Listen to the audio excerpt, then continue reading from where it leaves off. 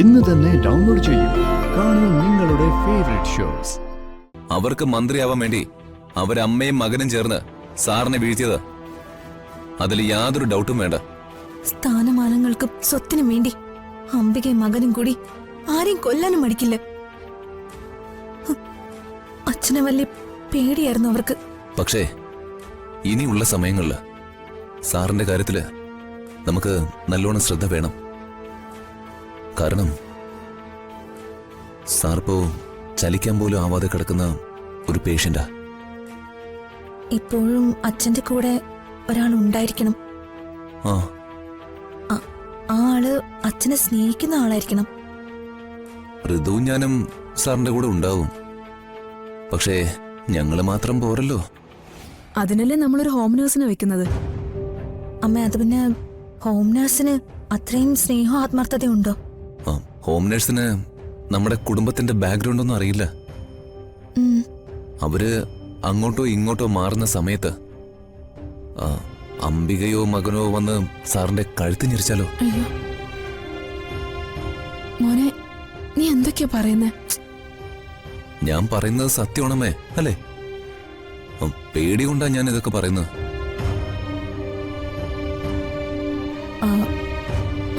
അച്ഛന്റെ ജീവൻ തിരിച്ചു പിടിക്കാൻ അച്ഛനെ ജീവനെ പോലെ സ്നേഹിക്കുന്ന ഒരാളെയാ വേണ്ടത്.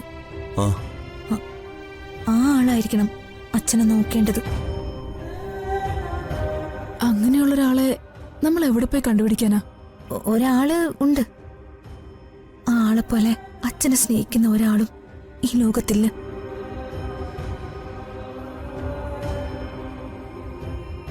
നീ എന്നെ കുറിച്ചാണോ പറയുന്നേ? സംശയം എന്താ? ഡോക്ടർ പറഞ്ഞതുപോലെ അമ്മയ്ക്ക് മാത്രമേ ഇനി അച്ഛനെ ജീവിതത്തിലേക്ക് തിരിച്ചു കൊണ്ടുവരാൻ പറ്റൂ. സ്വന്തം ജീവിതത്തിൽ നിന്ന് എന്നെ ആട്ടി പുറത്താക്കിയതാ പ്രതാപേട്ടൻ.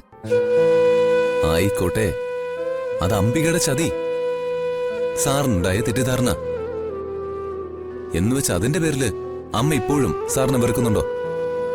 ഉണ്ടോ? ഇല്ല. അമ്മ അച്ഛന് കൊടുക്കുന്ന സ്നേഹത്തിന്റെ അളവ് ഞാൻ പറയട്ടെ. ഒരു കടലോളം. സത്യമല്ലമ്മേ, ഒരു കടലോളം സ്നേഹം അമ്മയ്ക്ക് അച്ഛനോടില്ലേ?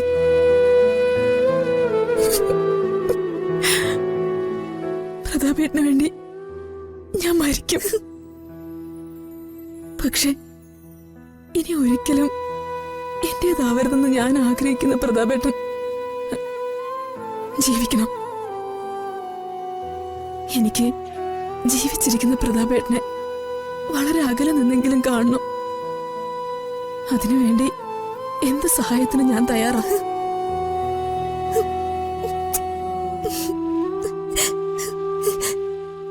എന്റെ അമ്മ സാക്ഷാൽ ദേവി.